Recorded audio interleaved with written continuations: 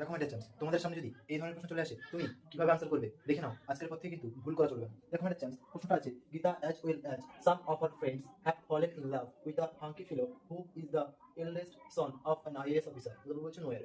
তো ম্যাডাম তুমি বলে স্যার গীতা আর as well as some of our friends আছে, তাহলে স্যার এখানে হ্যাভ আছে, তাহলে স্যার এটা না ঠিকই আছে। তো এটা হচ্ছে সঠিক ভুল আনসার। তো এইখানটাতে ভুল আছে, কেন ভুল আছে দেখো ম্যাডাম চান্স, এইখানটাতে গীতা তারপরে একটা ওয়ার্ড আছে অ্যাজ ওয়েল অ্যাজ। যখনই যখনই noun plus as well as এদের পরে প্লাস আবার নাউন থাকে, তখন তখন ভার্ব ইজ ইউজড।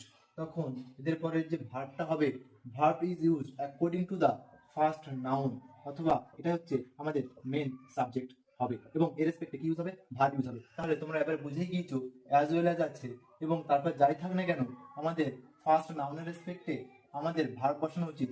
এই গীতা, তাই এখানে কি হবে আমাদের সিঙ্গুলার, তাই এখানে ভার্ব সিঙ্গুলার।